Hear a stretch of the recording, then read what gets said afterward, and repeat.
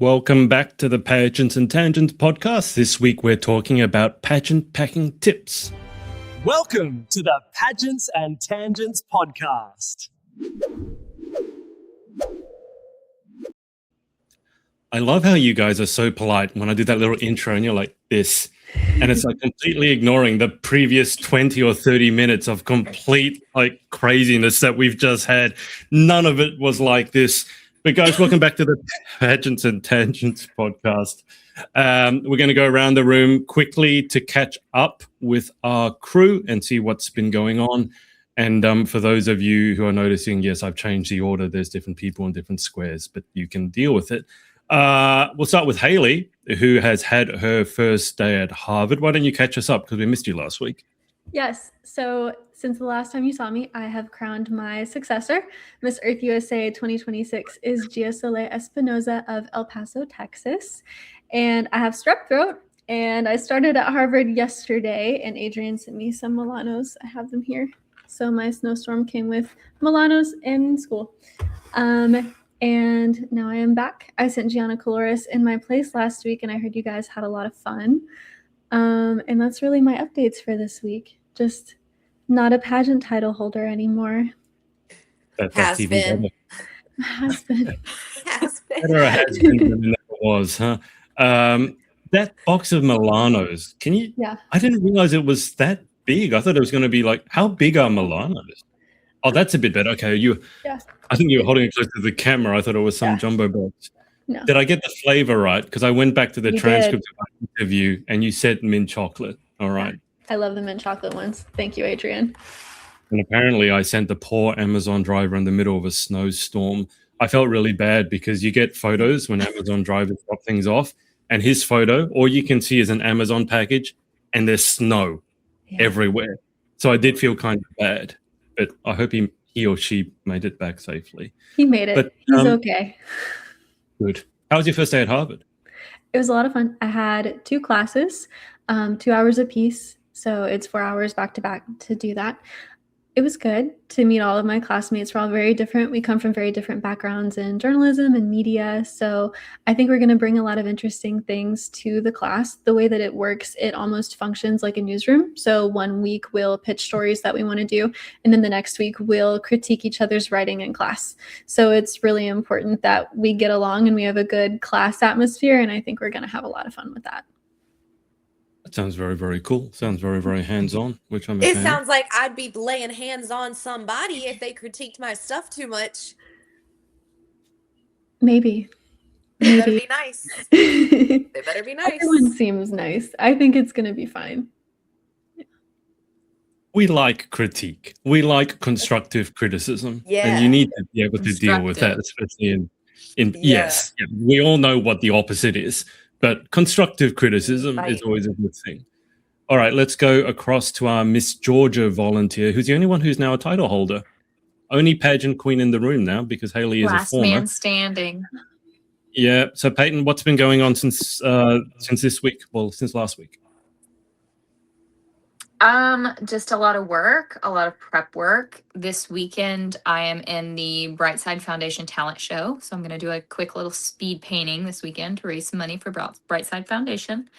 So prepping for that, because it's been a minute since I've done a live speed painting, which it shouldn't have been. I should be, practicing every single day, but life, yes.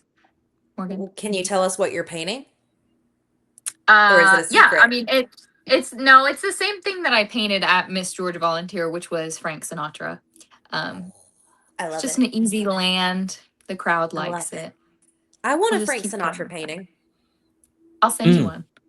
Thank you. Yeah, you're so welcome. So I'm doing that. I had a really exciting, which is something I need to tell you guys towards the end. I'm not going to reveal yet until it's set in stone. But I had another really exciting thing pop up today, actually, which was another reason for me to cry today. I've cried a lot today. If anybody didn't know, I'm a weenie and I cry all the time. So lots of good things and also some not so good things. Either way, I'm crying. Who made Peyton cry? Peyton did. Always. What else can I tell you? Oh, I'm doing some fun things with the Salvation Army this weekend, some more prep work. hopefully some walking lessons and getting my competition shoes ready. Yeah, I volunteered at the, I know Adrian wants me to tell this story. I volunteered at the, my face is still red and puffy from crying, so I'm going to try not to cry. I volunteered at the Salvation Army tonight for the dinner service, which is something I love doing. And it's always normally okay. Sometimes I still walk away crying, but it's all out of love and out of the big feelings that I feel after realizing how blessed I am and how blessed so many people around me are. But I was speaking to a young man today, and he asked for an extra plate. And we asked him who it was for, and he said it was for his brother. And if any of you know me, I have 3 family members with special needs.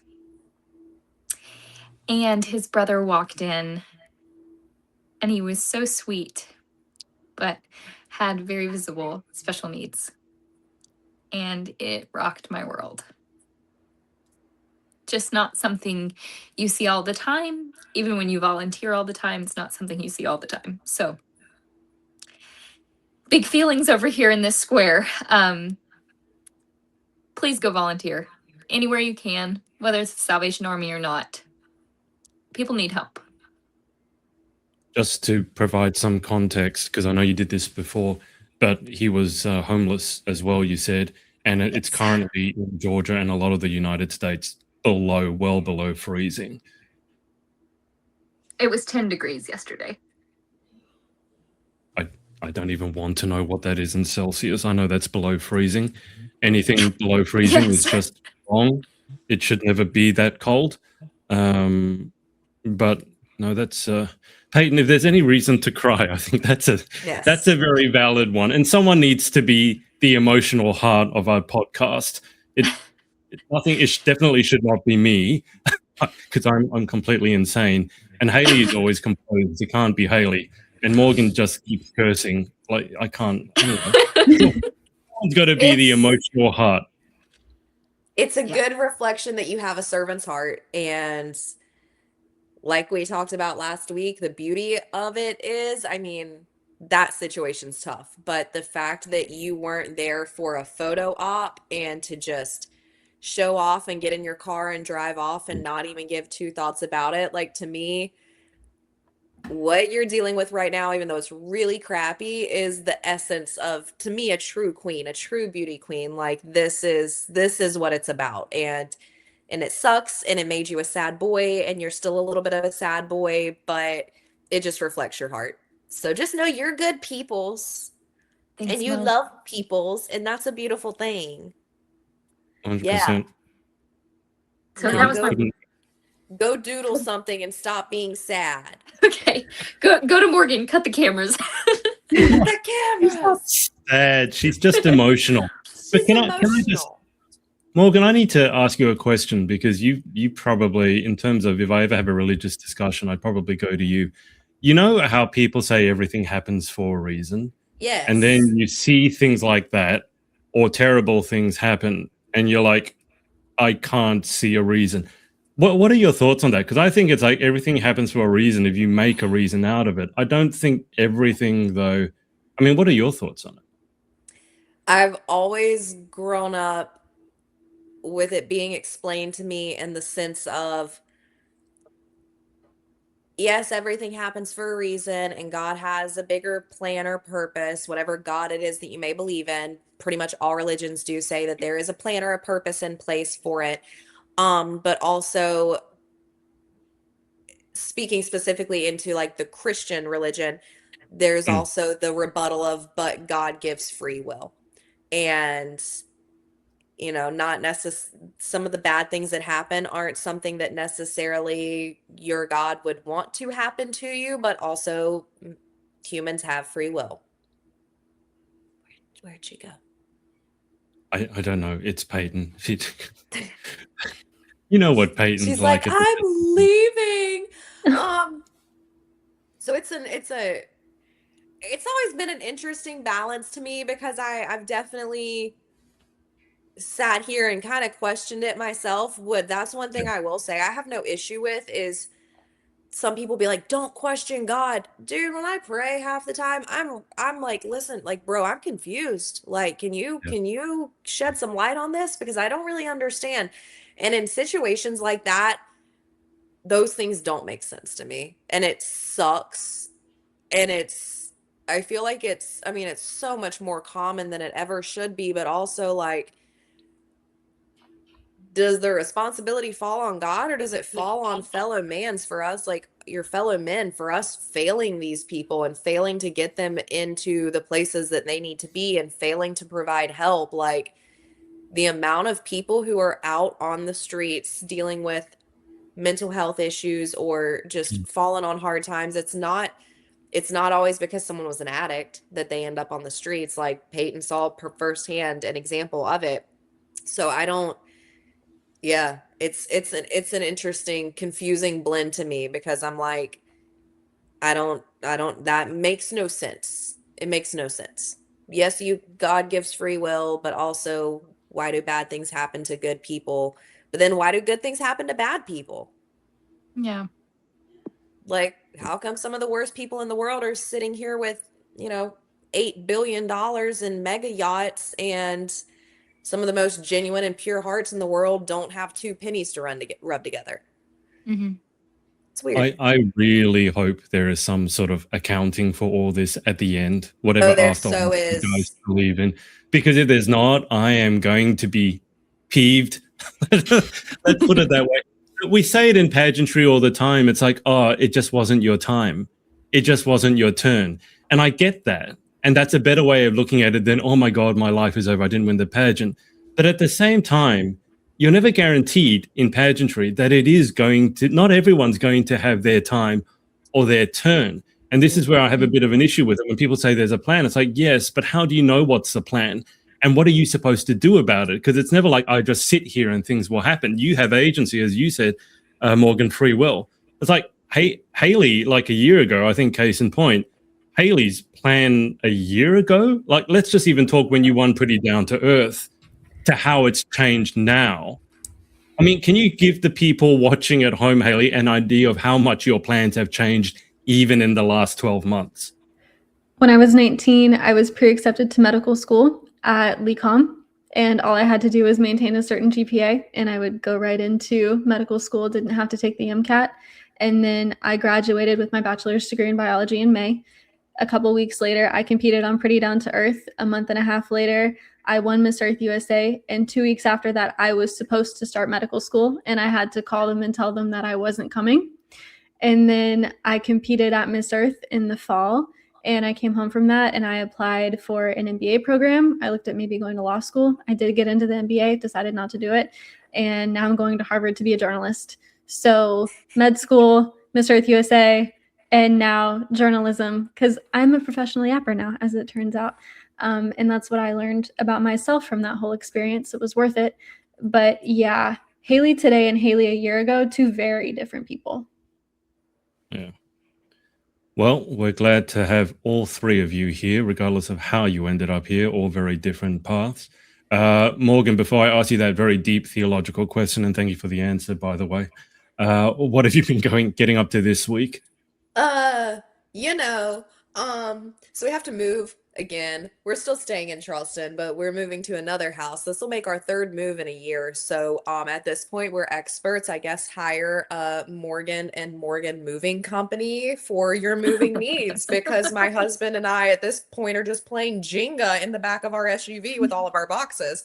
But today's episode is actually perfect for what I've got going on, because I am packing and flying out to New Orleans this weekend for my iconic nerdy ball. And yeah, that's what's going on. That's what's going on. So we can get into some cool little pageant packing tips here. I will say my least favorite activity in the entire world is moving. And it's not even the packing, it's the unpacking. It's like when you get home after a long trip. I don't know if you guys can resonate with this at all. Packing, you get all excited, you get all organized, and you come back and you don't really have to unpack. So it kind of just sits in your suitcase for the next 3 months, 6 months, gathering dust until your next trip or until your next pageant.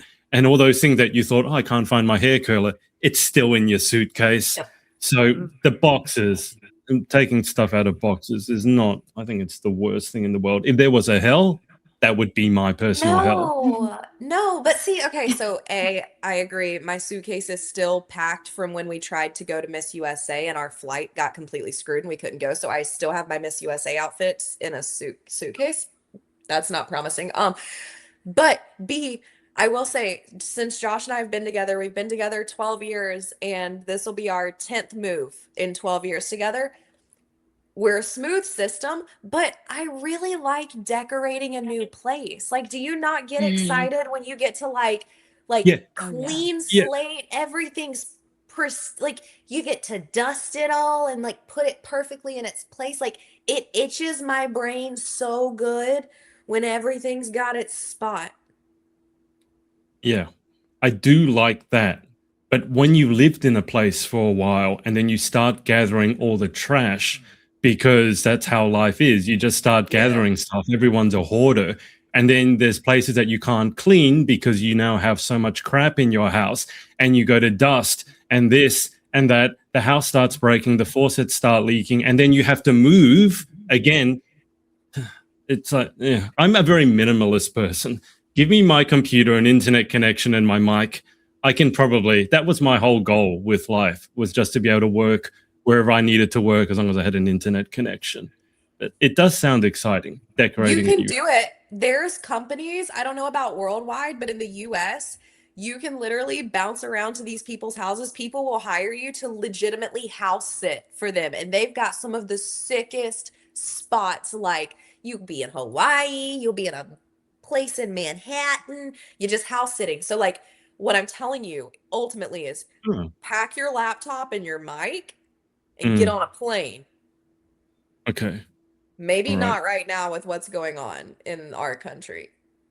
I was going to say, we don't talk politics, and I certainly don't want to get into the aspects of what I've been seeing. No. But I think the most disturbing thing is that we can see all this footage now, and there are certain things. I'm thinking like kids seeing that, and that's not. I remember back when that Ukrainian girl was stabbed on the subway, and they released the footage, and I didn't want to see it, but the way that social media works, eventually someone posted it, and Facebook decided, hey, you really want to see this, and then before you know it, I've seen it. I never wanted to see it, but the world's crazy at the moment. I don't know what's going on, and I don't like that kind of crazy. I like crazy, but not that kind of crazy. And I'm just going to stay well away from it. Thank you very much. Yes. But it's kind of happening in Australia. We follow your guys' trends. We're just about a year behind or so. And so it's crazy here too. We just have nicer weather at the moment, and that helps deal with everything. Okay. Well, it's been a manic catch up. We've had tears, we've had laughs, and we've had questions on the meaning of life. I guess we should go to the top right square first. Haley, so we're going to be talking, guys, about pageant packing. We'll get into it. I'm going to completely cede the floor because I don't know anything about pageant packing. I know about packing. I know about vacuum bags. People have talked to me about butt glue and chicken fillets or chicken. That's all I know. Cutlets. But let's go to Haley first. And Haley obviously has traveled domestically and internationally for a pageant. So what are some of your must-have like pageant packing, the things that must go in the suitcase?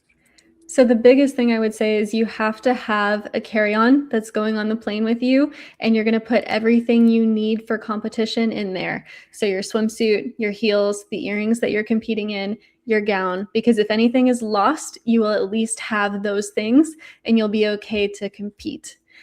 As far as stuff that you should bring, I have many props with me today.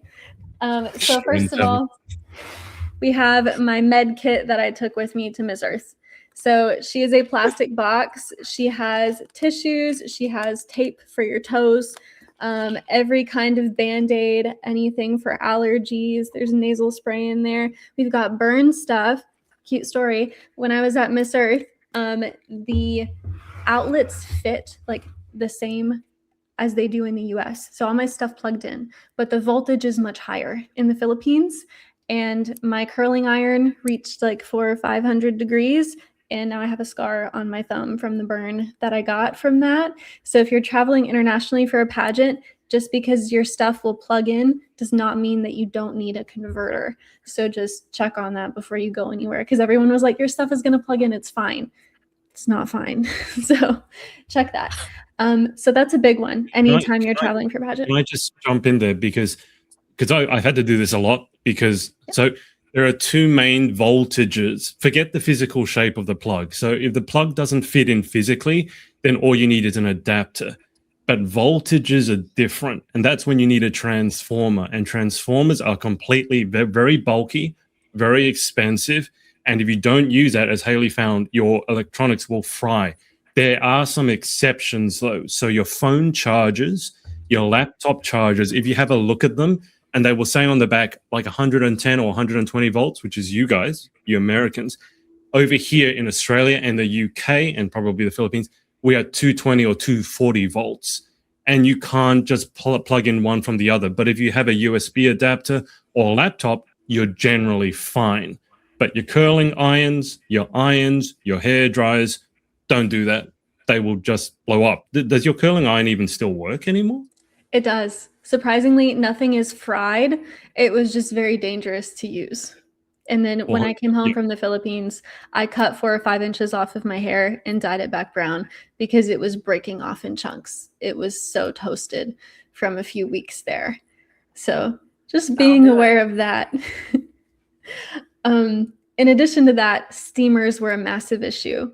So I would plug mine in and it would shoot boiling water across the room, but it wouldn't produce steam. And everyone was having the same problem. So I tried several different steamers that I had borrowed from different people, and ultimately we weren't able to steam anything. And if you've competed in pageants before, you know that pretty much everything needs steamed all of the time. Like it's a daily ritual when you're at a pageant where you steam things the night before that you're going to need the next day. So that was a big hurdle that we had to work with competing at Miss Earth. There are travel steamers. So when I went to America last time, I was looking to bring a steamer because I go around with tuxes and things like that, and you don't want them all crumpled up. There are travel steamers that are multi-voltage compatible. I had to find one. It was quite difficult. Yes. But on this steamer, there's a setting for 120, 110, 120 volts, and then 220 or 240 volts. So I can travel around with that one, which is perfect. But yeah, just got to look these things up. Yeah, buy that, because I didn't know I needed it until I needed it, and there wasn't one anywhere near me. So we would also use, I know, right? We would use the Grab app to get things that we needed, and I tried to find one, and there just wasn't one that I could get in time before I was leaving the country. So buy one before you go. I told my mom what we were talking about today, and she required that I talk about this. This is body glue. Okay, so if you're competing in swimsuit at a pageant, just remember that there are parents and grandparents in the audience, and we don't want to scare the grandparents, okay? The first time I competed in a pageant, I was 16 years old. It was Miss Pennsylvania Teen USA. And of course, the Miss contestants compete concurrently with the teens. So my grandparents were in the audience. And when I tell you, my grandfather literally got up and left for the swimsuit competition. He was so freaked out. Please glue your swimsuits in place, okay? Second thing I have, this is a sunscreen, but it's like a shimmery, bronzy one. It's from Coppertone. This is for the swimsuit competition. You can just hose yourself down backstage before swimwear. I like this. It looks really good on stage. Okay. That was on my list, sunscreen. It's a good one. Yeah, a lot of different kinds that people like to use, but yeah. It's come to my attention that not everybody does this. This is a sewing organizer. You can buy them on Amazon for like $20. Get one that zips, and then you put all of your earrings in it. It's double-sided. And it has stuff on the bottom. So in here, I also have my toe pads. These are for rehearsal. You don't wear them to compete because you can see them, but they're really good to help save your feet during rehearsal. And then I have safety pins. Bring lots of safety pins. If you don't need them, someone else will. And then I also have E6000 over here. So when gems fall off of your gowns or clothing, you can glue them back on. But that is what I have for you today. Thank you for coming to my TED Talk. No, that is both amazing and completely unsurprising that you would be that organized with everything. Can you just for the people playing along at home and the uneducated, e.g. me, what is in the first aid box? And do you travel with that size of a first aid box? If you're going to the Philippines, yes, please do. And you want to especially get stomach medication, which ironically is the only thing that's not in here. I did not get sick at all while I was in the Philippines, but when I tell you every other person I came in contact with got sick in some capacity while they were there, Right. you need stuff. So this is a lidocaine patch. So if your feet are just really killing you, this is a good one. I have every size of Band-Aid, and they're organized in different Ziploc bags based on size, so I don't mix them up and I can grab something very quickly. This lived on my nightstand while I was there. Fan interactions at international pageantry can get very close. So I have 3 different kinds of Germex, starting to run out of this one, and I would carry it in my bag, and then this one sprays. So, She out here shaking hands and then like, ugh. well, so funny enough, there was a designer that I modeled for while we were there at a media appearance, and I won the gold medal for that challenge for the Americas. And the person that was there helping get content for this designer had spray Purell on her physically. And a fan that was actually kind of stalking me, I had a whole situation while I was there, came up to me, grabbed my hands, shoved a crumpled up piece of paper with something in it into my hands, and then like ran away. No. And the person that was assisting came over, took it from me, hosed it down in Purell, and then sprayed my hands and like let me wash my hands and decontaminated everything. So it's very necessary. Like you never know what's gonna happen when you're traveling for a pageant, especially at that level where it's like people are just gonna come up to you and grab you. Yeah. And you just got to roll with it. And there's going to be TV cameras everywhere while it happens. There's going to be at least 10 different news channels watching you the whole time. And you just have to smile and nod and kind of roll with it. So, yeah, bring your Purell. There's Tylenol and Advil in these little packets. Very nice. Okay, this is nasal spray. When you're traveling, you don't know if you're going to react to the things in that state or in that country. So just bringing extra stuff. There's 2 of them. I get really bad seasonal allergies. More Germex.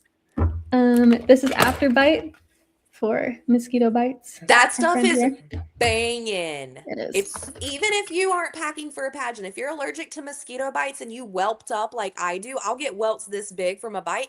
Rub that bad boy on. Done. I love it. This is New Skin. This is to seal anything. Yes. I used this a lot when I got my burn friend here because it was very open for like 2 weeks. It was kind of crazy. Burns. Yeah, It but you does know burn. what? It works though. It works. Yeah. It works. Burns. I have Pamprin. Yes. I have Benadryl. Yes. I have Loratadine. It's an allergy medicine. Yes. I have, Allergy I can't medicine. pronounce that, but it's also allergy medicine. Mm-hmm. I have wet wipes. The Holy Yep. Grail. I also put Clorox wipes in my bag that I took with me everywhere, like my everything. tote bag, so that I could like sanitize things near me. Because if you're put backstage in an environment, you don't know what's going to be near you. Good to have. This is a pain relief antiseptic spray. Actine. We love her. Oh, you know what's funny? This is not funny, but it happened. So Miss Earth Jamaica, while I was there, I don't remember what she did. I think she stepped on something or stubbed her toe really bad, but her toenail on her big toe lifted off. It was like bleeding, and it was horrible. Okay, so she didn't have anything with her, so we went in my room and we got into all of the stuff, and it was very good to have. So I didn't get sick, but everybody around me did, and I was just like the resident pharmacist because it's hard to get medicine in foreign countries. It's very challenging. So like when my stepdad came over, he had food poisoning from something he ate at the airport and like couldn't find any medication. It was a whole thing. So you want to pack it so that you're self-reliant if anything happens. Eye drops. Yes. Toe tape, very important. This is from my point days from dance. So like I love to tape my toes for competition. More Tylenol. Tissues. There were more of them, but I used them. And then, okay, so these are like little, I will show you. ASMR. I like with the new mic, you can hear everything. Okay, these are sticky and you can kind of wrap with them. So like if something is really bad, like a really bad blister or a cut or something on your toe, this has foam in it as well. So you can like close it with a Band-Aid and then wrap this and you'll have the cushioning too so it doesn't get worse. That's nifty. I've never seen that before. Yeah. They have stuff like that for the tennis players because Australian Open is going on, and like Djokovic is having a lot of problems with really bad blisters, really bad on his toes. Obviously, as a tennis player, you're on your toes a lot, and they will put these like giant. They kind of look like that, but almost bigger, and they put it on the blister and then they wrap around it. But they provide a lot of cushioning, so I don't think it makes the blister go like feel nothing. But apparently, it must be very helpful if they're using it over there. Yeah. I'm going to add to Haley's medicine box. You need 2, probably 3 different types of tummy medicine. Yes. You need an anti-nausea. Yeah. Yes. That's a good one to have. So think Pepto, nausea, heartburn, indigestion, upset stomach, diarrhea. So you need an anti-nausea. You need I can't do that finger by itself. You need an anti-diarrheal because some people get nervous poos. I'm some people. I got a spastic colon. You don't want to be pooping that much. But then you also need a laxative in case you're the opposite and you can't poop because nobody wants a 5-pound poo baby during bikini. So you need 3 different stomach medications all bundled. Don't forget. There was a title holder. Gas X. That's a good one too. Or Beano, either one. Money. There was a title holder. I'm not going to name her, but she competed at an international pageant and she was so constipated for so many days that she almost had to go to the hospital and finally pooped. Like the day that they were going to have to take her to the hospital. Okay. And while I was in the Philippines, Adrian, why are you laughing so much? Are you a child? I mean, anyway, we did a 3K run and I thought it was hilarious that after we ran, all of these contestants were like, I hope that after this, I'm finally able to poop because I've been so constipated. And I was like, I hope that you guys are able to poop too, because that's important. The way my girls will be like, because I don't want to say I'm not an overbearing coach, but like there is no such thing as TMI over here. And I think that's one thing that they appreciate about me being a girl is I'll be like, yo, if you pooped, like I need to know because it's something that you don't really want to talk about when you're competing, but like it's very much a normal human thing. The way my girls at the national levels will be like sending me videos of them mixing Miralax into their Starbucks. And I'm just like, go queen, literally try to go queen because you haven't pooped in 2 days. That's a rough one. Is there anything else we would add to the medicine box? Because that was pretty stinking thorough. Electrolytes. That's a good one. Yeah, that's like the one thing that I'd heard about, especially if you're going to a hot, humid, tropical country, you dehydrate a lot. And so you need like, we have some sugar-free ones over here. I don't know what you guys recommend, but for real. There's so many different brands now. Yeah. I see the liquid IV ones a lot. And then the other thing, if you're traveling to a foreign country, is learning what water is safe to drink because you don't know until you know. So what I did when I got to the Philippines was I only drank water that came out of glass bottles for the first couple of days. And I let everybody else try all the water from everywhere. And I waited to see who got sick. And honestly, valid. As it turned out, the filtered water in the hotel lobby in both hotels that I was in was clean. So I just filled up my reusable bottles with that the whole time and everything was fine. did not get sick. The only thing that happened to me, I had some peppermint tea and had like a very slight allergic reaction to it. Just like a little bit of swelling. That was it. Swelling where, honey? A little Just bit. my throat, just a little bit. Oh. My throat and my lips. Yeah, Where nothing you don't crazy. want swelling. I know, yeah, but it wasn't too bad. And we only had rehearsals those days, and it wasn't anything visible. I could just kind of see it. No. I would have So- preferred my big toe swelled. Don't ever tell me that. Haley, I'm calling the ambulance immediately. The second you're like, I feel like I'm like, No, hello, because 911. it was like specifically where it had come in contact with my skin and like my mouth. So I knew it wasn't my throat closing up, like I was gonna suffocate or anything. It It was freaks me out. just a freaks contact me out. reaction. Yeah. And my friend who also drank the peppermint tea had an allergic reaction as well. And we've never reacted to anything peppermint in the States. So I don't know what the difference was there, that we got just a little bit sick on it while we were in the Philippines. But yeah, trying food and water and traveling and watching people get sick or not was very interesting for a few weeks of my life. That's Yeah. terrifying. I will say, be real smart if you're going to a new place. Like, do your research. I know that TikTok is used for a lot of, mindless things, and you can just doom scroll, but you can also get on TikTok and learn about things. So do Mhm. your research in that country. Find out as much information as you can find out. If Google's not getting you there, find traveling vlogs and experiences and learn from them. Because one thing I wouldn't typically think of, but a lot of my women and even like some of my friends who've had to travel internationally for some of these pageants, they love seafood, but then they go over to an international place and they have seafood, and a lot of them have ended up super sick, which is something I would have never thought about not being a cool thing to have when you go to other places. So do your research. Make sure. So I knew that I shouldn't eat it, but I do like seafood, and I was trying to find things that felt familiar. And so I ate a lot of fish while I was over there. Did not get sick, but like, be prepared that you might if you're That competing part. in a pageant. And the other thing is, you're going to metabolize things differently because you're under a lot of stress, and it's food that you're not used to, that's cooked in a way that you're not used to. So if it's the night before swimwear or it's 2 days before swimwear, try to eat things that are remotely familiar so you know they're not going to bloat you out. Don't be surprised the morning of and realize that something did not react well with you.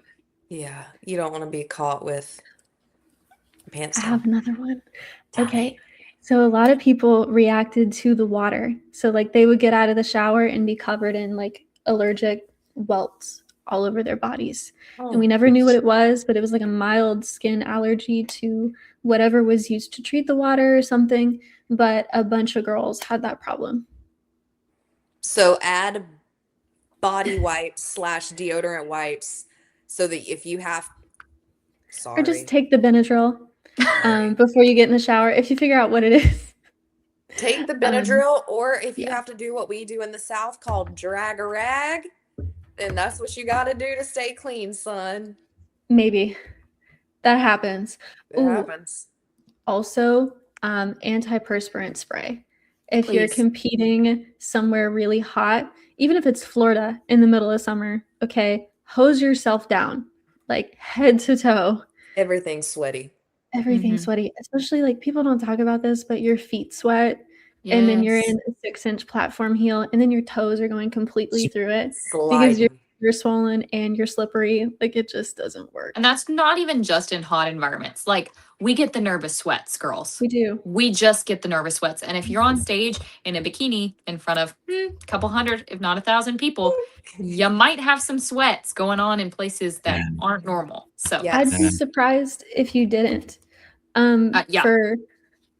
We have the intelligence round for Miss Earth, and we waited in a school, so it's like open and there's no air conditioning. So I was in a small classroom with a fan with I think 8 or 9 other contestants, and you wait until like it's a couple people before you, and then you go and sit in the hallway where it's also really hot, and then you go into this auditorium and you sit on a stage where it's also really hot, and then there's lights on you.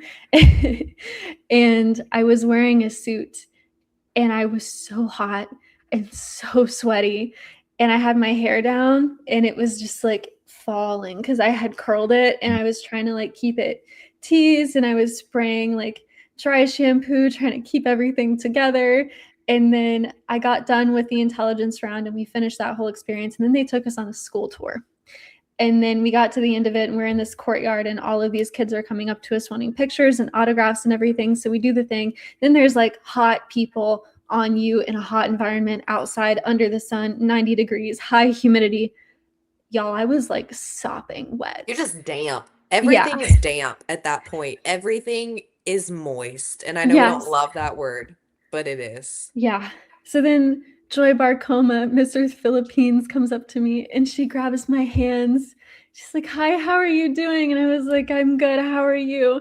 And she goes, "Do you have sweaty hands?" I have sweaty hands and I've tried everything and nothing helps. And I was like, I mean, not normally, but I'm from the USA and it is so hot here. And she felt completely normal. Like she wasn't sweating at all. She was fine. And I was like, this is crazy. I felt ridiculous because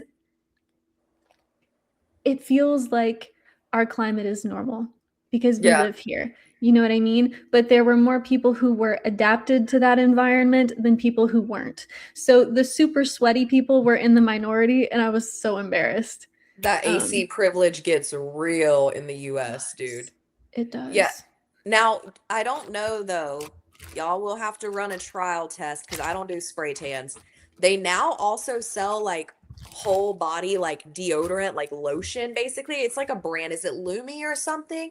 But it's like a physical, like it's a whole body deodorant. You can rub it anywhere. If you're gonna do that, or if you're gonna use an antiperspirant spray, make sure it doesn't screw up your spray tan either. Because it will. It might. I don't know.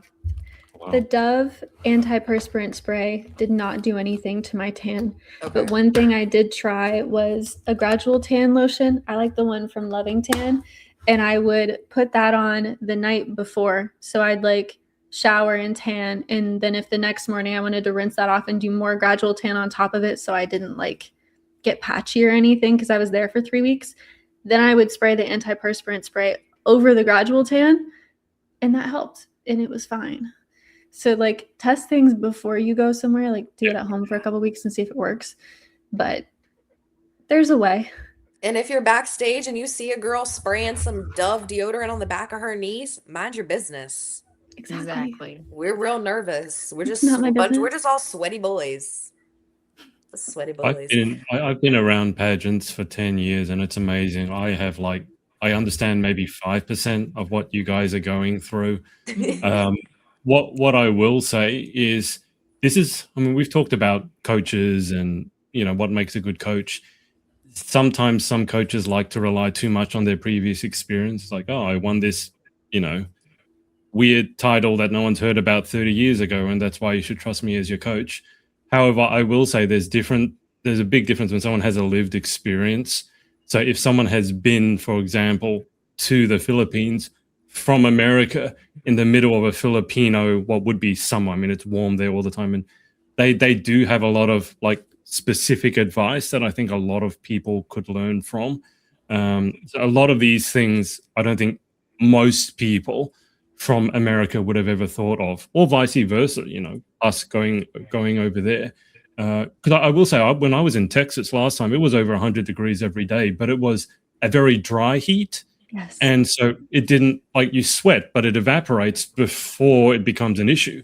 But if it's 80 or 90 degrees, but it's 100% humidity, which in the tropics it can be, it just comes with its own set of problems. I know that sweating is a big problem, especially not just heat, but as Peyton said, when you're nervous. But then also I know with the hairstyling and then the color of clothes you wear, and is it fit, is it loose? There's all sorts of things that I think someone who's lived it and done that could really, really help you with. The food thing, I will say, this is one reason I think it was when I was interviewing Berkeley last year, Berkeley Bryant, the former Miss Volunteer America, and she travels everywhere with her, I think it's microwavable, Morgan might be able to tell me, like she has a microwavable oats or something, and she goes everywhere with it. So that might be also something if you are going overseas, particularly to a country, for example, in Bali, which is next to the Philippines. We Aussies call it Bali Belly. I don't know if you guys have ever heard of that, right? Yes. But it's famous for everyone who's going there at some point getting food poisoning. Everyone. And I had one pageant friend who went there, and she's very elegant looking and that, but she's an Australian, so she has a certain way of saying things. And she said she was lying on the bathroom floor with it coming out of both ends. So when you... And the reason, by the way, Haley, I was laughing so much before is because Peyton last week was going on about suppositories, and that's all I could think of in my head now was going through this connection of what you're talking about, being constipated and suppositories. That's fair. That's fair, I yeah. was laughing too much. But I will say, before I go to Peyton, and Peyton, if I don't know how much you have to add after all of that, but in terms of bringing the drugs over, I mean, the painkillers and things like that, is that something that you have to be careful about declaring? So, okay, when you're competing in an international pageant, first of all, we had to register before we went into the country. There's like an app that you use to get into the Philippines specifically, but Right. you're considered a diplomat traveling. So I got to skip that whole process. There was this huge line to go through customs, and they took me right past it. And the guy checked my passport. He gave me a little stamp and then sent me to baggage claim. Wow. So it's so different to compete internationally because you actually are a diplomat the whole time you're there, and everything you do makes you feel like a member of the United Nations, because we met with the military. Every group met a different branch of the military. I had dinner next to a general. They seated me there with the two highest ranking officers in the room with Miss Earth Philippines, and that was one of my days. So you're doing really important work while you're there, and it's super cool, but you kind of get some privileges too. It's like being famous in a foreign country for a few I have weeks. never heard this before. When I flew to America, I don't get treated like a diplomat. I was lucky I didn't get cavity searched. That's fair. Yeah. No, I got to speed run that whole thing. It was nice. I am so jealous now. If there's one thing that I want when I get to an airport, it's to cut the queue. Because when I landed in Dallas or wherever it was, the TSA people there, they don't care if you miss your flight or not. They really don't care. Someone went up to her and said, "Oh, I'm going to miss my flight." And there was like a half-hour, 40-minute queue because the X-ray scanning machines, there were 6 lanes and only 2 were open, because that makes sense. And she's like, back of the queue is there. Ooh. At least in Australia, if you say that, they will let you cut to the front because they don't want you to miss your flight. So getting treated as a diplomat, very jealous. That's crazy. I have a question for you. Would you say it's more normalized to run late in Australia than it is in the US? It really depends. Look, us Aussies have a thing for being laid back, but a large city is a large city. It's pretty much the same everywhere. I think Aussies tend to be a bit more relaxed, so I don't think they have a reputation for running late. But compared to you, because you are so hyper organized, as demonstrated like 10, 20 minutes ago, I think Australians might seem like they're living on, what Hawaiians like to call island time. What's a time? It's hair past the freckle. Why do you ask? I'm just curious. So I was over there. Okay, this is another story. I don't want to take up too much time. I'm sorry, guys. But we were at dinner, and I was sitting next to Miss Earth India, and I love her. She's a good friend, okay? And we're eating dinner, and I didn't know her that well yet, and I noticed that sometimes when I would talk, she would just kind of look at me like, and eventually I realized what it was, and I was like, "Wait, am I your first American?" And she goes, "Yeah." And I was like, "Oh no." Have I said anything weird? Have I made Americans look weird? Like, if I'm your first interaction with an American, that's a little scary, And I started asking the girls, like, what is your view of Americans? Like, what do you think of us? What did you think before you met me? And I wasn't most people's first American, is what I will say. It was rare that I met somebody where I was like their first interaction with an American citizen. You know what I mean? But I was told that we're known to be very friendly and very passionate. And Miss Earth England was like, I wouldn't say loud, I would say passionate. And I was like, oh no. Okay, so in order of, if I wanted to gradually introduce one of my friends to what Americans are like, Haley, I'd introduce you first because you're the least, I'm not going to say least offensive, but you're the most moderate. Then we'll go to Peyton because Peyton, the only thing she said last week was it really grinds my gears or grinds my chat or something like that, chaps my gears. So she has a few of the, the cute, I will say Southern, and that's different. And then lastly would be Morgan, because Morgan would terrify the pants off everyone and she met. That's true. That's true. From being at Miss Earth, that's probably true. But I love you. We love it. We love it. We love it. The thing is, I don't know if you guys understand this from an international perspective, and this is something that I had to learn. There's no such thing as Americans, because you guys are so wildly different in every aspect, not just accent and things. Like whether you come from East Coast, West Coast, South, North, from New York, Jersey, California, Texas, you're all so different. And also there's a massive difference from my perspective with Americans who've only lived in America and those who've actually traveled overseas. Because I feel like when you've done that, then it opens your eyes to the rest of the world. And so it's, for me, like Australians are kind of, I don't want to say all the same because we're very multicultural, but it like someone from Sydney versus Melbourne, it's not a huge difference. We'll argue back and forth who's got the best coffee, whatever, but it's not, you won't notice it hugely. Whereas in England, you have the remnants of the class system. So you have someone who's very posh. That's the English accent you guys all love, as opposed to the working class, which is more Cockney, like Dick Van Dyke and Mary Poppins. They're very different as well. There are so many different accents in the UK. But I got to say, when it comes to America, I mean, someone from the deep South compared to someone who lives on the West Coast, you might as well come from different planets. It's That's like, fair. What do you have that's actually in common apart from living in the same country? You're also wildly different, which I find is a great thing, by the way. But it's very difficult to answer how like Australians or Brits would view Americans. I do think we think of you as loud, but I think that's almost your older generation, because my parents went on an Antarctic cruise and there were a couple of, let's say, larger Americans there who all they wanted to do was eat at the buffet.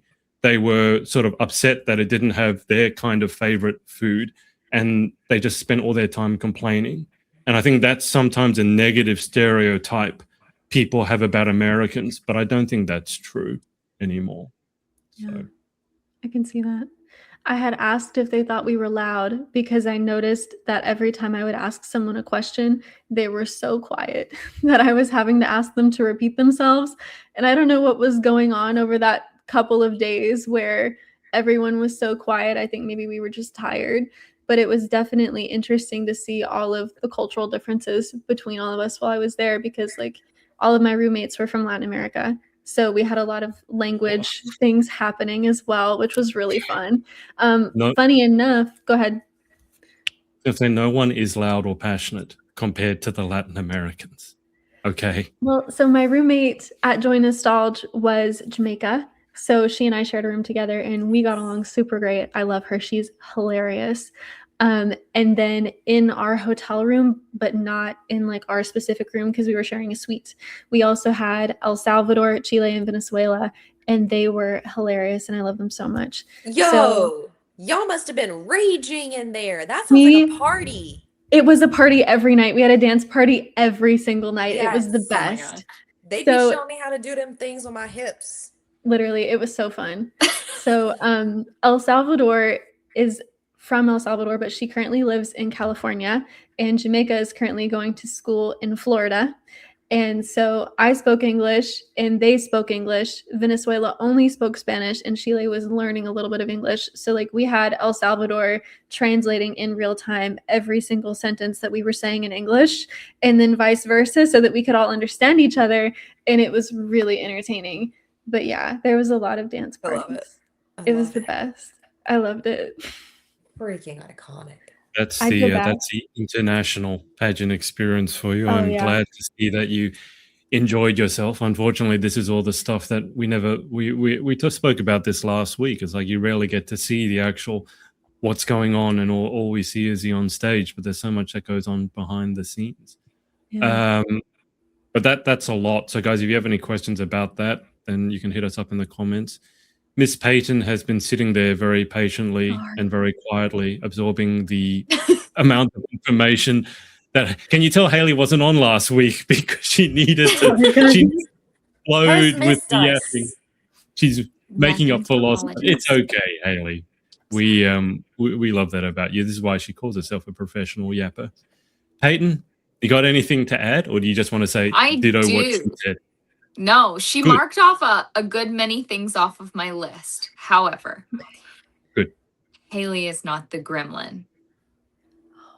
So, some gremlin things that are needed for those of us that are not, I don't know, what would you call that? Sane? I don't know. I'm so same. interested to see where this is going. Haley is Neurodivergent? I don't insane. know what you want to say. This is for the Haley is feral insane, girls. but she. Yeah. I don't know This what is for this the feral means. girls. So, you had a lot of Tylenol. Love Tylenol, love acetaminophen. Also love a goodies powder. Y'all, there's caffeine in that. Okay. Yeah. And if there's one thing I need during that week, it is caffeine. Do I sleep? No, not much. Is that healthy? No. Should I carry melatonin? That'll probably be in my medical box at Miss Volunteer America. Electrolytes, we got that. Okay, duct tape. Haley, you are such a lady. I love you. Oh, I used an extra large Band-Aid. I know where you're going Yeah. with this. Yes. And yes, you can. And that's probably you all know what I'm talking about. Adrian doesn't, and I'm not going to explain it. Everyone No. that knows what I'm talking about, raise your hand. Okay, all the women in the room, raise your hand. I have duct tape. I feel Haley's mum told me about this. I'm not going to ask you on air. I think I know what you're talking about. I don't want to talk about it anymore. Pretty Yeah. Mom did tell me about that. That was an emergency CVS run. They Yes, sell yeah. stickers You have- for that. I couldn't find any. I know, but they're not very good. And they don't really stick. Okay? Oh. Like we're dealing with things, it has to stick and it has to stay. It can't move. I've used that, and I don't know, Haley, maybe this is a dancer thing. I don't really know where I'm getting this tape from, but I get this tape and it's got like cushion on it. I believe it's for your toes. I believe it's like to wrap your feet in. Just medical tape, and we do use that in dance too. But it's like yeah, it's like a foam and it's got glue on the bottom of it. And that works great too. Is it as sticky? No, it's not as sticky. Duct tape is what we use. Okay. Safety pins, you said that. Boiled eggs. Well, yes, you have to eat, right? And if you're neurodivergent, you're not cooking. You're not thinking about eating out. If somebody asks you if you want food, the answer is probably no. I have to have instant mac and cheese, boiled eggs, protein bars, anything that will fit in my bag that I can consume that won't get hair on it. Okay. Anything. I need the nutrition and it's not going to happen otherwise. Do you mean hair or do you mean mold? Both. Okay. You know, you put bobby pins in the bottom of your bag, there's hair on that. And if it's loose, it's going to get hair on it. And that's something y'all know. I don't do hair. That's disgusting. Right. So boiled eggs, you know, along that same vein, out of a bag, eat the food. Morgan's now over there planning my week of competition. Earring backs. You can buy those on I knew you were going to have those too. I forgot. My friend You can buy like a DM'd me. giant box because everybody in the room is going to lose the back of their earrings. Yes, you can buy them in a box just like that. That I recommend you buying. And if everybody has one, then everybody is covered. Spare earrings as well. Something that I do is pack like a maniac. I have, and this is going to blow some people's minds. Not everybody can do this. Okay. Again, I feel very blessed. I love the gown that I wore to Miss Georgia Volunteer. I have worn it many a time. It is not what I'm wearing to Miss Volunteer America, but it will be coming with me because God forbid, I have seen it happen to so many girls at so many pageants. whether it's sabotage or not, because I've seen that too. Something happens to your gown and it can't go on stage. And then what are you going to do? Yes. I have full blown a backup talent costume, a backup swimsuit, a backup gown, and I just have a really big bag. And sometimes they let you bring it into the competition space, and sometimes you're not allowed to. At least it's with you and it fits. And you know, if there's an emergency, somebody will go get that for you. Mm-hmm. So back up everything. A label maker. I use this a lot before I get there. Again, I think I'm probably neurodivergent. I'm not as organized as Haley, but every single outfit that I'm going to wear is planned. It is all in a giant Ziploc bag, and I label it per the day that I'm going to wear it to. It has the earrings, it has the socks, it has the underwear, it has the bra, all of it in one plastic bag. I smash it and I label it with the day that I'm going to wear it. It all stays together. I have, again, backups in my bag, but everything is in an individual bag, individually wrapped, like my packed lunch. And that is how I dress myself for the week of competitions. It just keeps me organized. Nothing gets lost. Everything gets worn like it's supposed to. And you're not disappointed because you forgot an outfit, because that happens to me all the time. My number one backstage have to have, can't go without, is pixie sticks. You will not see me without a pixie stick in my hand if I am backstage at a show, at a pageant, helping somebody. When I went to go MC a couple of months ago for the Shakespeare Festival of Rome, I had pixie sticks backstage. It's just something I have to have. I don't really do energy drinks very much, but pixie sticks, yes. Yes, Morgan. As a coach and someone who encourages you carrying sugar on you because, you know, rehearsals can run long, blood sugar can drop, you feeling like a real sketchy boy out of nowhere, please, for the love of all things holy, listen to me when I tell you this. Peyton. Not the blue ones. Thank you. I know. Please stick with pinks and reds, because if you win and you are a yeller, when I won, the only national pageant I did and I won, I yelled and you could see my tonsils. I am a big mouth girl. You do not want to be screaming on the Miss Volunteer America stage with a purple or bleed blue tongue. tongue. Yes. And Keep I've done it that before. Colored, this color, whatever the inside color is, keep it around that, please. No Yeah. blue. I will go with just straight up packets of sugar as well. It's just something I have. I just adore pixie sticks. But yeah, the orange ones are mostly the ones that I eat. They're also the easiest to get off your teeth. The red ones do kind of stick like to your gums and the plaque and things. Another thing I keep with me is a toothbrush. Enough said. An extra lip combo. In every bag, in every purse, in every toiletry bag with your tampons, whatever you have to do, it's going to come off. I don't care what you say. I don't care if it's matte. I don't care if it's liquid. I don't care. It's coming off. You're going to eat. You're going to drink. You're going to talk. You're going to lick your lips. You're going to get dehydrated. You have to have an extra lip combo. Otherwise, you're naked. Mm-hmm. And I don't like that. Okay. Back up. Sharpies. You're going to need them. I don't know why, but you're probably going to need them. Sunscreen is one that I was going to say that I thought was pretty unhinged, but I'm glad somebody else does that. I buy the cheapest sunscreen I can get a hold of. I find that it's got more oils in it and it really lays the sheen on thick for swimsuit. Really makes you look super toned. Everything looks tight and glossy and shiny and you look like, you know, porcelain. Pretty. It's so pretty. It's she's gorgeous. Tinted and she has glitter. She's so pretty. Just giving you options. Gorgeous. Extra packs of lashes. I feel like that's self-explanatory too, but I reuse lashes, so I know somebody else does too. Just bring an extra pack. You're probably going to need it, or somebody's going to need it. And that's another thing with like bringing extra underwear, bringing extra appearance outfits, whatever. I am the type of person, I get backstage, and this is not to whatever. I get backstage and everybody in the room, I go, if you need anything, you can have the shirt off my back. It would be my worst nightmare for me to have a spare gown and one of the girls' gowns rips down the middle and there's nothing they can do. Mm-hmm. You can have my spare gown or the gown that I was going to wear. I don't care, because none of us is going to walk out there on stage after we've all worked so hard, put so much time, effort, and money into that. And I implore you all to be like that too. I do it because I would hope somebody else would do that for me as well. being backstage. Not that you have to bring an extra gown for somebody else, right? But just have that kind of kindness backstage. That's something else I pack. Is the kindness that we need. We're all girls. This is all, yeah, it's a competition. Okay, whatever. This is a vulnerable moment for all, 51 of us that it's going to be at Miss Volunteer America. A little bit of empathy goes a really long way when you're backstage in a stressful environment. So that's something else I bring with me. And if I can that's think one of thing anything I'll else, say. Volunteer, I mean, all of the national pageants, you get the sisterhood, but volunteer, my girls, every time they come back after nationals, it's like a different level of sisterhood with you guys, to where a lot of them were like, it didn't even feel like a competition. Like, it just felt like chilling with the homies.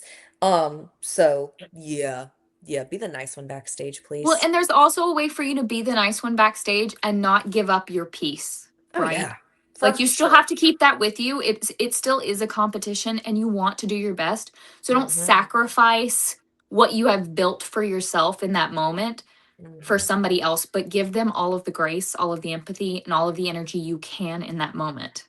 Yep. That's all we ask. Don't sacrifice what you've put forward, but also we're sisters. Come on. Don't leave them out to dry. Period. Yeah, there was a, I mean, pageantry is very often labeled as sport. And I will say I know tennis because that's been my thing. There was a pretty famous match maybe 10, 15 years ago. It was two Americans who were playing in the final, Pete Sampras and Andre Agassi. And Sampras got sick. I think he got food poisoning before the final, couldn't keep any food down, was vomiting, throwing up the entire night. You guys probably know what that's like. You know, we've all had the food poisoning. And Sampras requested for the match to be moved from the morning time to later in the evening because, you know, otherwise he barely would have been able to stand. And Agassi allowed it. He allowed it. They played at night and he lost.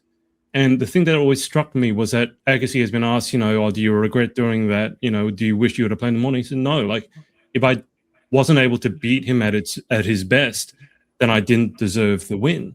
And I've never heard anything that I've resonated with like so much, because why, like if you've got a spare gown and there's some poor girl whose dream gown just ripped or was sabotaged, why, if you had it in your capacity to help, would you not? Right. That is something that I do not understand. I do not comprehend. And don't tell me it's about being competitive, because if you really are a competitor, you want to beat the best. That's what competition is. You don't want to win because someone's heel snapped off and you wouldn't lend them your spare. Like that just makes no sense to me. Dude, at North Carolina, USA, the year Kinsey Hansley won, her bikini broke backstage. And these girls were literally, I mean, y'all know how it is backstage when you're in bikini, everybody's running around half naked, changing, throwing things. These women were pulling the bikinis off of their bodies, being like, you can take mine, here, go. Like that's your competition. But that's also, I think, just the innate sisterhood that exists of being a woman. Like there, you know, not everyone is going to be the girl's girl that we hope everyone is, but 99.9% of them, it wouldn't shock me if they're taking off their evening gown, putting it on the next girl, and the audience is like, wait, didn't we just see that? But if that's what they have to do, they'll do it. Yeah. I think that's the best of us. And it's not just to be fair, it's not just women either. I think it's just basic human kindness and empathy. And, you know, God, could we use a big dose of that? One thing that I just wanted to circle back to is because both Haley and Peyton, you both seem pretty organized, and that doesn't surprise me. I just have a remark, because I think when you're neurodivergent, Haley with the ADHD, Peyton, you've got your OCD, I've got the ADHD, Morgan also just undiagnosed. I think one thing is your brain can run very hot and takes up a lot of energy. And I think as people, because Peyton, you said protect your peace. And I just want to hone in on that, because I think when you are at a pageant, there are so many things that demand your focus. I think the last thing you want to be worried about is, what outfit am I supposed to wear today? Which lipstick do I put on? Which shoes? And I think just having it labeled like you do, Peyton, with day one, wear this. Because if there's one thing about having that neurodivergence, it's like you can spend so much of your mental energy worrying about things that you don't need to worry about. It's just nice to say, wear this, wear this, wear this, and you've pre-planned it. So there's no thought required. And so you can spend your mental energy, frankly, being kind, but also being present and maybe even enjoying the process. So I love the fact that you two are that organized. And I think there's a very good reason for it, specifically if you're neurodivergent and listening to this. You do not want to be running around like chaos, because you might think it's funny until it's not, right? I mean, the other women hopefully there will support you, but I don't think you should be running around disorganized, because I don't think that's a good look. And I would mark you down as a title holder if I thought you were disorganized. One thing I wanted to ask all of you about, do you have any tips for traveling within the United States? And I ask this specifically because my time traveling in the States through airports was horrific. I would not wish that on my worst enemy. I'm good friends with Haley Hurst, who was Miss Virginia volunteer last year. And she said she had like 17 or 18 flights in a row, and 17 of them had run late or were canceled. And on the 18th one, which ran to time, they lost her luggage. So, because the last thing we need is stress when we're going to a pageant, losing your luggage, turning up 2 hours late, and so you miss registration. Anyone have any tips? We'll go around the room so we don't have to hear one another. But Haley, any tips for traveling within the States? Your carry-on is going to be your best friend. That's your emergency container. If anything gets lost, it's not going to be the stuff that's physically on your person. So taking advantage of your personal item in your carry-on is very important. I'm very organized with my flights, and I'm careful about who I book with. There was an airline that for my first trip as Miss Earth USA left me stranded in New York City. Do not fly that airline anymore. It would not take you many guesses to figure out which airline it was. I'm going to leave that one there. But just being conscious of who you're booking with can also make a difference. Before I pass the mic, really quickly, this is very unhinged, and my neurodivergent girlies are going to love it.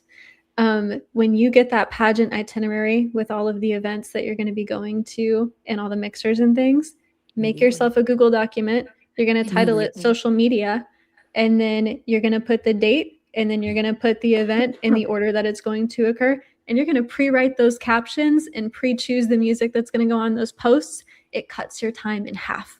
Peyton. Shameless plug. I don't care. Okay. I've been working with Julia for 6 months now, right?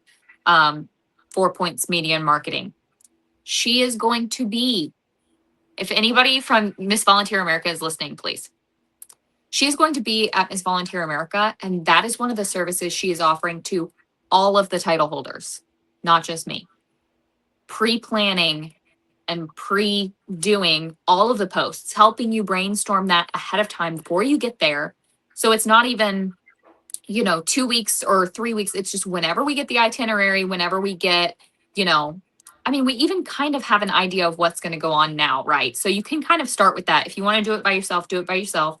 But that's something Julia is actually going to be offering at Miss Volunteer America, is helping you pre-plan all of your posts so that all you have to do is put the picture on it and hit go. Yes. It's so much easier. It's so much easier. Now I will say with Julia, I'll jump on and double down on what you're saying, Peyton. I interviewed Julia because I saw the work she was doing with you, Peyton, and I thought this is a service that so many people could use, because I want you guys as title holders to be present and so you can enjoy yourself, not sitting in the corner by yourself thinking that you're going to write a caption and there's music and you have no idea, and then 5 hours later you don't post anything. I think that's stupid. The other thing I will say about Julia is she's a former pageant contestant herself, and so she knows what it's like, and it wasn't that long ago. And so I did a post the other day recommending walking coaches. There were only 3 that I recommend. When it comes to social media, she's pretty much the only person I would recommend, because I know she knows what she's doing and I've seen the results, and I know she's worked with you, Peyton, and I know that you've had an amazing time, maybe as someone who's not as fluent in social media as some of the others. And I like social media, but I hate social media. Like, if it could just post by itself, I would never touch the thing. I know, and this is ironic because I just passed 10,000 followers on Instagram, but I would just as soon not have it. I get that it's super important. I don't like having to be on social media. I would rather sit down with you and talk. And when I put up a post about the only personal trainer I recommend, obviously it's going to be Morgan. right? And so when I do these recommendations, I take them super seriously. Like, I need to know the person, otherwise I'm not going to recommend them. But when it comes to social media, backing up what you said about Julia, Peyton, and also what Haley said, it's just another load off our brain, right? Because of the neurodivergence, Yes. when our brains are running hot, and it's like your gas tank by lunch is gone already, because every decision you make eats into the allowance that's in here, and you don't want to waste it on, where did I put my toothpaste? What Yep. lipstick am I going to wear? What shoes did I think? What's a caption? And then by the time you get to lunch, you're gone. Yes. It's Or it's it's not the 1 in the right. morning.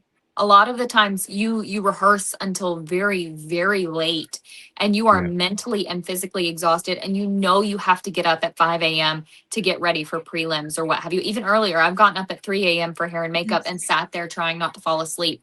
There is no time to do the thought out, the intentional social media posts that you want to make. You don't want to make something casual and be like, oh, did this today. Huh, cute. Like, love my outfit, tag all the people. You want to make intentional posts because you're experiencing this week for the first and only time, and you're feeling all of these feelings. And, maybe you do have time to go into that post and add in little bits and little details of special things that happen during that day. It's still going to take such a load off of you if it's 1 a.m. and you don't have any more brain power left, and you still need to put the post up, because people want to see the content specifically during competition week, and we want to be seen. We want more people to experience this, right? And we want to bring in more sponsors and more supporters. And the only way to do that is to stay relevant on social media. And as much as we might hate it, it has to be done. And you aren't going to have the time. You're just not. Yeah. It's the Well, difference between sleep and not sleep. Sorry. Adrian. Yes. No. We're, by the way, the added advantage of having those posts ready to go, especially, is when the whole thing is over. And let's say if you didn't win, or you did win, but especially when you didn't win, and then you don't post anything for 3 days. We know why you're not posting anything. It's because Yeah. you're bitter. Okay. Yeah. It's not because you're that tired. Like, have something ready to go. And please, guys, thank your sponsors. You can Yes. so easily ruin an entire system's legacy because you don't tag the sponsors. And you might go, I didn't win, suck it. No, because then you impact the next girl. Because let's say Peyton doesn't do the thing, right, that she's supposed to with her sponsors, or she doesn't treat them professionally. By the way, even if it doesn't go always in reverse, always be professional, please. But if Peyton mistreated a sponsor, guess what? Her successor then gets to eat that. So I know, Haley, we're going on slightly side tangent here, but Haley, did you have anything to add in terms of what you were talking about with the social media or the traveling within the States? Peyton, what you said reminded me, also make a list of who you need to tag on those posts when you're pre-planning stuff, because then you don't have to think about it. Because if I have 5 minutes between one event and the next, I can step aside in my hotel room and do that in 3 minutes if I already know what I'm doing, and it's super quick. And then you're the most active person on social media while you're competing. And a lot of pageants have a social media score now. So it's really important that you are getting those posts out there. And it's a long day and it's mentally exhausting, and you're there for at least a week. So at a certain point, creative energy is gone. So you want to write those in your best mental state before you get there. Yep. 100%.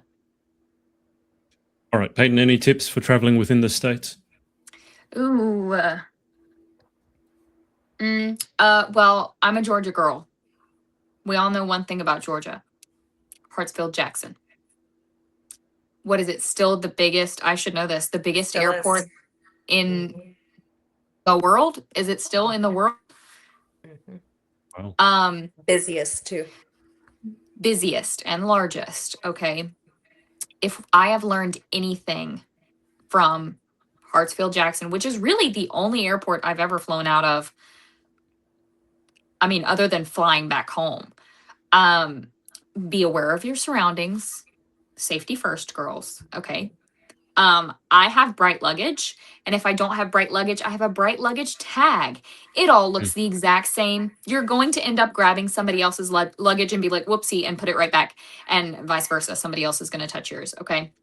Have a marker, anything on your luggage that you can stand, a ribbon. I've seen people tie pretty bows on their luggage, and that's just how they differentiate. Something you don't care about getting destroyed either. It's going to get destroyed. Again, like Haley said, be careful of what airlines you choose. And if you can drive. Yeah. I would much rather drive 8 hours than take a 1 hour flight and lose my luggage. If you Yes. can drive. If you got the time, if you have a reliable vehicle, if you have somebody that can drive with you and keep you up, drive. It's also fun, and you can do the social media planning. You can, talk it all out, get it all out before the week starts. I just think it's Mm. healthier in many different ways, and also better for your skin, because airplane air is not fun. You don't want an airplane breakout before a pageant. But hey, if Miss California is coming all the way to Tennessee, I don't really expect her to drive. So flying is what has to happen. If it has to happen, mark your luggage so you don't lose it. Put an air tag in it. It's always a good idea. So you at least have eyes, and it gives you a peace of mind. Mark it. If you have to fly, don't fly looking busted. Yeah, people are looking for you. People are looking for you. Do not listen. I'm rolling up looking like Adam Sandler because I'm not competing on the stage. So, like, your girl's in mismatched sweatpants looking like her husband's little brother and less like his wife. Y'all don't fly looking busted. If you drive, you can pull into a McDonald's or an Arby's, hop in the bathroom, change, and come right back out looking good. No one's going to see you. Do not fly looking busted. Somebody going to see you. Doesn't mean you're going to lose the pageant, but somebody's going to see you. Can I tell you something crazy? Okay. If you flew looking busted, Let me tell you something. That's a really good one. Thank you for that.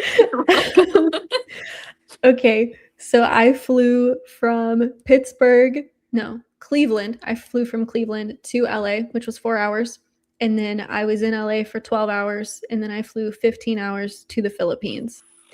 I was awake for like 36 hours before I ended up in LA. I pulled an all-nighter to finish packing. It took me longer than I thought. Start packing a week or two before, by the way. Side note, leave those bags out and open and start stacking stuff way earlier. But I did my makeup on the plane from Cleveland to LA. And then I washed it off. And then in the last 2 hours of my flight on Philippine Airlines, I did my makeup, and it was the middle of the night.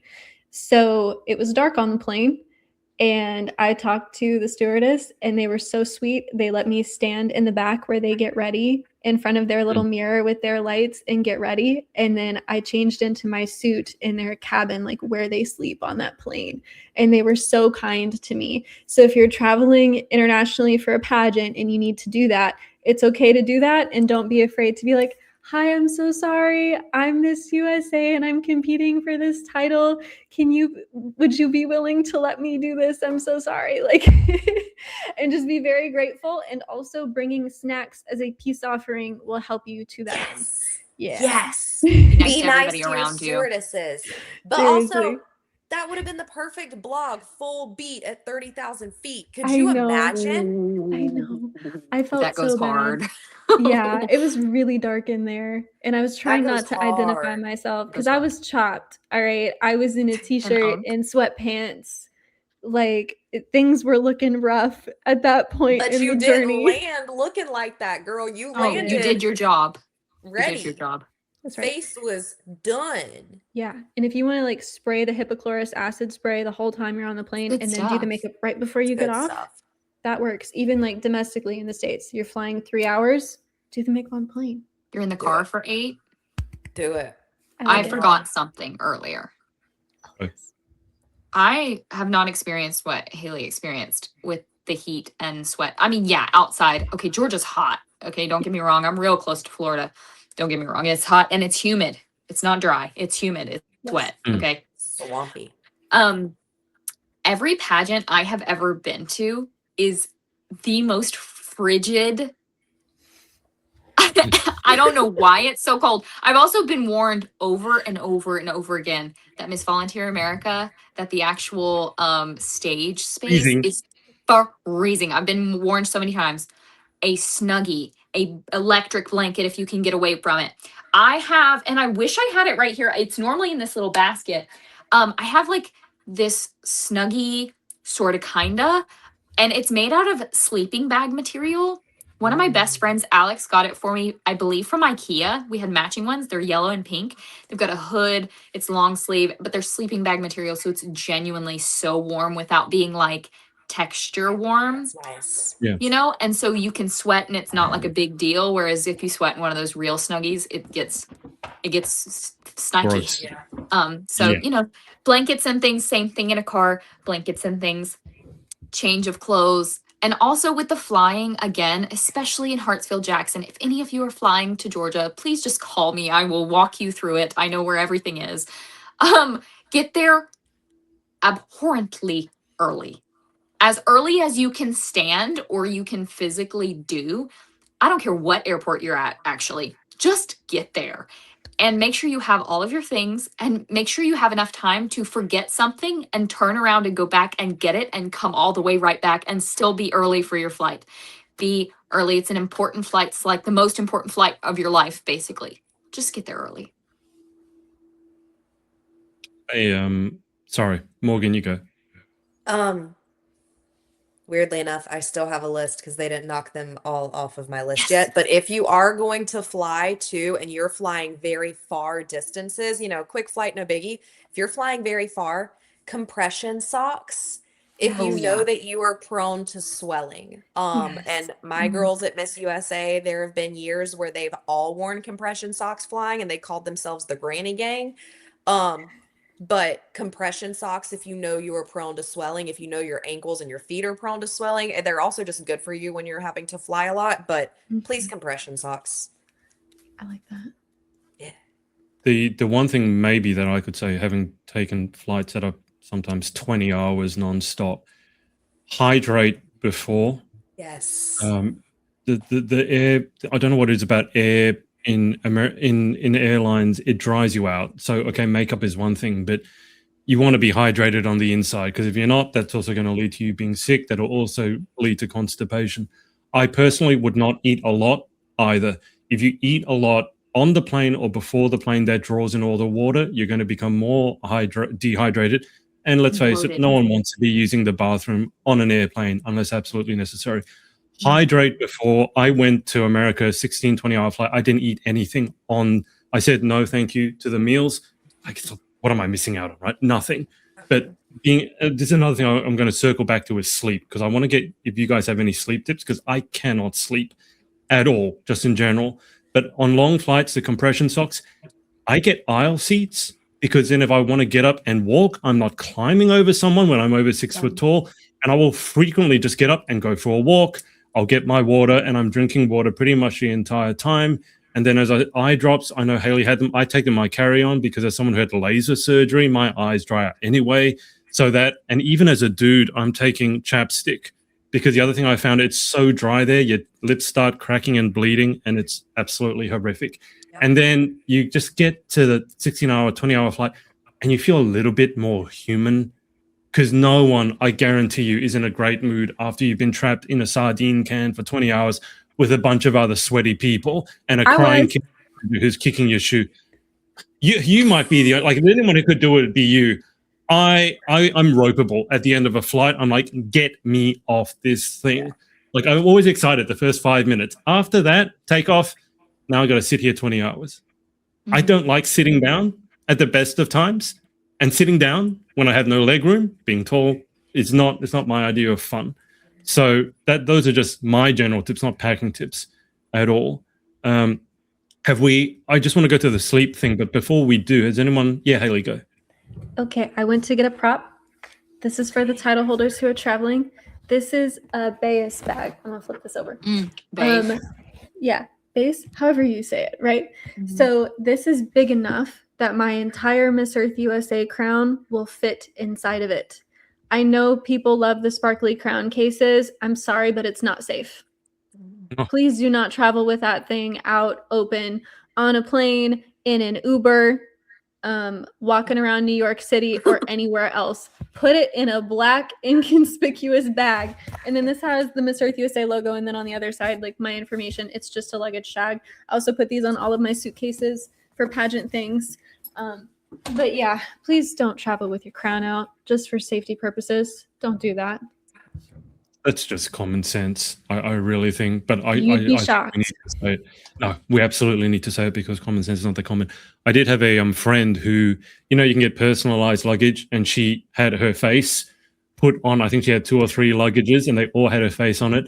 So I hate it, like going to the baggage claim and I can never find my luggage. And in fact, TSA, someone decided to take my bag when I was doing my transfer over in the States and put it in the back corner of the room. I have no idea why they did that. No one would help me find it. So I don't know what was going on there. But if you have your face on it, probably no one's going to be able to take it. But can I ask you guys, when you get to your pageant or before the pageant, you're all nervous, you're a bunch of whatever. And for me, sleep. You need sleep. You can't function without it. I sleep poorly at the best of times. But if you're traveling, 8-hour car trip, 20-hour flight, international, different food, different people, maybe different language. Do you guys have any tips as to what works to help you get back onto a sleep schedule, especially if there's a time zone change? And I say this, I sometimes think a catastrophic time zone change is better because your body goes, I don't know what's going on. I'll get used to it. I sometimes find, like, when it goes from daylight savings to not, and now it's just an hour different, I feel like it takes me sometimes a week to get used to it. But as someone who sleeps really badly, do you guys have any tips for getting a good night's sleep when you're feeling anxious about the pageant coming up? I can just see Peyton doing this. So Peyton, I'm assuming, like, you're like me, you sleep badly at the best of times. I have insomnia on a good day. Y'all let me know. I don't sleep anyways. Me too. Don't ask me for sleeping tips. I've tried the melatonin. I've tried not doing the coffee. Caffeine helps me sleep, weirdly enough, an ADHD thing. But the right side of our screen, Haley, Morgan, any sleeping tips? I'm going to let Morgan go first. Okay. From what I have watched for the past years with my queens, first and foremost, go into even a state level pageant, but especially national and international, dude, go into it knowing you're not going to be running on a lot of sleep. Just go ahead and mentally prepare yourself for that. Outside of the fact that your schedule is going to be completely, like, insane. I've got girls up at 3 o'clock in the morning for hair and makeup, like Peyton was saying. Literally, that's not an exaggeration. At 3 o'clock in the morning in the hair and makeup chair. Go ahead and be mentally prepared for that.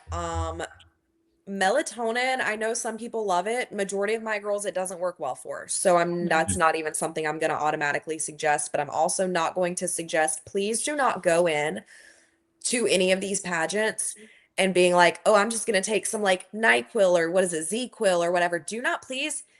Y'all, that can make you so groggy for the entire next day. It can completely disorient you. It can screw you up really bad. So don't do that. Yeah. My softest tips I could give you that have seemed to be slightly more beneficial is a sleepy time tea, a chamomile tea that has helped some of my women, not everyone.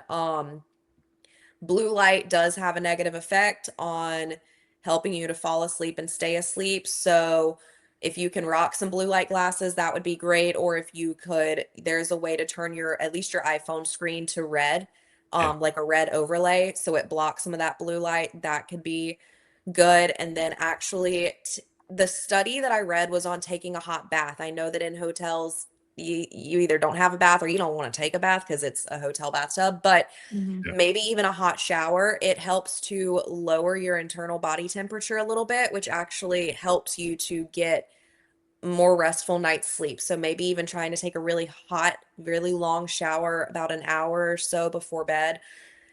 But ultimately, brace for impact. Brace for impact, dude. Along that same vein, again, if you can bring your heated blanket, I guess this is an ad for heated blankets. If you can bring them and you don't have the ability to crawl into a hot bath, which would be fantastic because that would probably help me as well. A heated blanket, if you can just roll yourself up in it, even if you can't sleep with it, like it bothers me. Y'all know I have issues. I can't sleep with something like that plugged in. It's going to catch on fire and injure me. So I will warm myself up and then hope maybe that's got the same effect. I feel like that could also be a toasty burrito. Yeah. Do you guys go to sleep, fall asleep to silence or to sound? Because I find it very Sound. difficult to fall asleep in complete silence. It might actually be better for me, but Play it, I actually Haley. have a white noise machine. Okay, so I have a sound that I put on repeat on Spotify. Just turn on crossfade. It's called Deep Sleep Recovery Noise from the Water Sound Natural White Noise. And it's at a frequency that knocks me out within about 10 Yeah, minutes. And it's on a bad night, within 30, and it sounds like this. Oh, that would do it. Oh, yeah. yeah. It's very good. One of my sleep tips for the pageant girlies: don't wait until after you've showered to do the social media. Get rid of the blue light long before then. Do the social media Yes. first. I've seen a lot of people wait until they're like ready to go to bed to pull their phone out, and then they're just keyed up and they can't sleep. Usually, if you can't sleep, it's because you're replaying some round of competition in your head over and over again. Whatever that is, get it out of your system before you try to sleep. It is more worth it to go and take the hour while everybody is asleep and practice your routine in your heels with no makeup on in the hallway at 1 a.m. than it is to sit there and toss and turn. Mhm. Go get it done, feel better about it, and then sleep feeling confident. So, like, another thing is final question or like an impact statement. If you have to give a speech, do that while you're in the shower.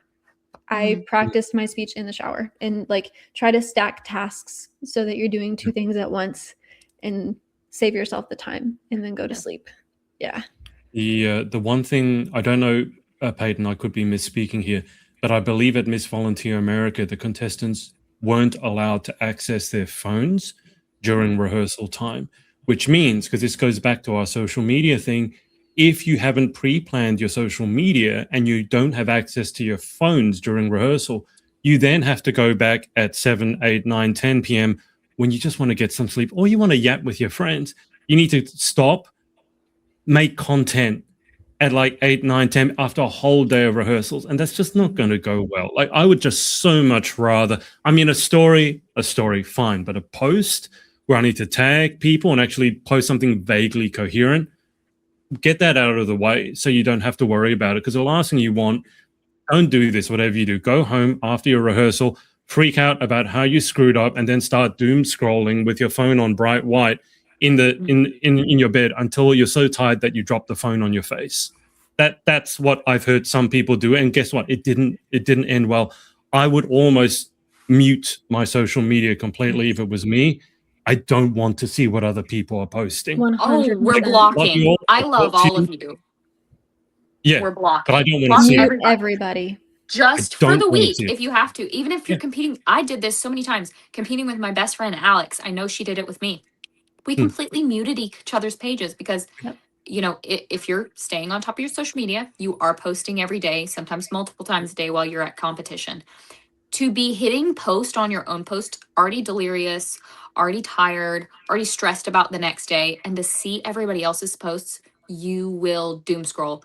And then you'll be up, and then you'll be even more stressed, and then you'll be overthinking what you're doing, what you're posting. You'll go back and change your posts, whatever it is. Just mute everybody. You love them. We don't need to see it right now.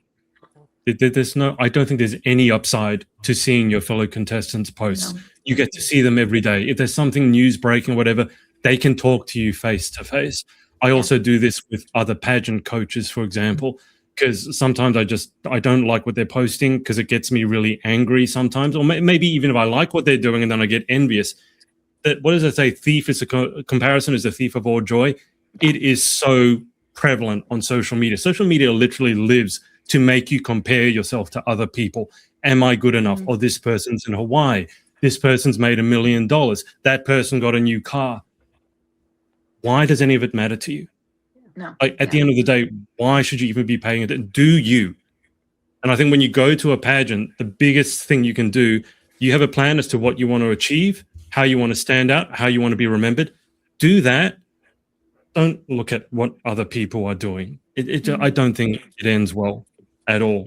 So I say make the mute function your best friend, not block, and not unfollow, because that can cause some arguments later on. But Turmoil. mute. Mute. Yeah, no one will know if you mute them, by the way. No one. Well, that has happened, and we have figured it out collectively before. Because if I stop seeing that you're posting any stories whatsoever, I know that you muted me, you know what I mean? But you kind of have to be looking. So like for Pretty Down to Earth, we had that 6-month period. And at that point, it's like you and 11 other people. That's a very small competition group. And when social media is scored, I don't want to see that. I don't want to see it ever, actually. I muted every single one of them. I was like, love you guys. I don't want to see it. I want to continue to love you. And I just Yes. let them know that in the group chat. I was That's like, valid. this is the plan. And a lot of them did the same. I am so passionate about this and I have such a bone to pick with it. And yesterday, one of my professors goes, plagiarism ends careers. Don't do it. Big and loud. Ladies. Big and loud. Please. Please. Oh. You're about to get us fired up. I have been plagiarized for 8 or 9 months on end by the same person on a daily basis. Take my captions, run them through ChatGPT, repost. I can't, guys. I can't. It makes me so mad. And when you're the person that's actually doing the work and you're passionate about it, it is infuriating. And the thing too is your social media is your practice for your interview. You know, that's your time to figure out what you're going to say and when you're going to say it. It also helps you not plagiarize people to not look at their work. So just don't look. You can't plagiarize when you have nothing to plagiarize. So yeah, that does help. But I don't think those sort of people who were or are plagiarizing you, I don't think they would. No. I mean, they follow you for a reason. Pageantry is weird at times. Oh, I and would say. you know what? If there's a hostile figure in your life that's following you on social media, that's a competitor, that's plagiarizing you, go ahead and block, y'all. Don't put up with that. I wish I had long before I did. Okay, just I'm some block button advice. happy. I'm block button happy. As you should be. Just anyone who might be dealing with that. I know this is a very niche experience and I'm too emotional about it, but like Okay, so just the overview, at least on Instagram. So you got mute, restrict, and block, and they're always coming up with new and different ones. Mute means you won't see their posts or stories. You can choose whether you want one or the other or both. Restrict means basically the same, but in reverse. So if there's someone you don't want to, because you can actually force people to unfollow you now, which I don't think existed before. But if you don't want that to happen, because next time they look at your profile and they see they're not following you, they'll know that you force the unfollow. You can restrict. So they will never see any posts or stories you post. You can also, if they post any comments, no one else will see their comments. This one has been a big one for me. Not the mute, although the mute as well, but the restrict. Block is what you think it is. So if they then come to your profile, it'd be very obvious that you block them. And where you guys sit on the fence with using those three, I say at the end of the day, the biggest thing is you got to put yourself first. Protect Doesn't mean you have to do it from a place of being selfish, but if you're someone who, especially if you are a giver, right, and you're kind, I think you need to protect your peace more so than anyone else. So mute, restrict, block, and there's always going to be someone who will have a problem with you, no matter how. I mean, Jesus had haters, so you know if he had haters, you know we probably will too. We've covered an awful lot. Anyone got anything else to say before we go around the room for a wrap up? She's holding something back. Oh, nothing. I can't say it live, y'all, but I have the funniest blocking stories. Okay, I have a list before we wrap this up. Go for it. Okay, number 1, if you are poop shy, you are going to need poopery. You are typically stuck in a room with at least one other woman. This is not the time for you to be poop shy. It's also not the time for you to try to be holding it in backstage or anywhere else. Poopery, spray it in the toilet. No poo-poo smell. Flush, do your business, get out of there. Number 2, if you are nervous about people messing with your stuff, lock and key. You can lock the 2 tabs on your suitcase. You can lock the 2 tabs on your dress bag. Lock it up, have a key, give a parent an extra key, lock your stuff up. You know it's safe. Number 3, a ball for your feet. This is one thing I always tell all of my clients. You are in heels all day. the bones on the ball of your feet, so your big toe all the way to your pinky, they're smushed like this. They're not supposed to be in this position. That's not natural to you as a human. It's not your physiological build to have your feet like this.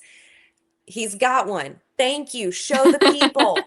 So what you'll do at the end of the day, because y'all know when you take your high heels off and it's been a day, sometimes it feels like your feet are stuck in this position. Yeah.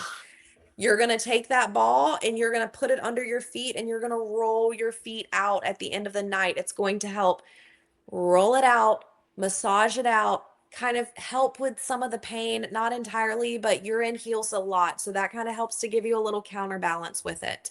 I think, sorry, Morgan, I think this one is a racket ball. Yes. Weirdly enough, it's just this one is specifically to go along your spine. So you lie on the floor and the two balls go along the side of your spine. So if you have someone like me who you got back problems and you need to crack the back and it just won't go, can be a real game changer. That'd be delicious. I have foam rollers, but you can't really probably travel can't and take pack a a small foam foam roller. roller. Will But you bring me a these tennis ones- ball? Tennis ball works as well, but this one's harder. This one's harder, and when I have a massage qualification, I don't like massages when it feels like the person is just groping me. Like, No.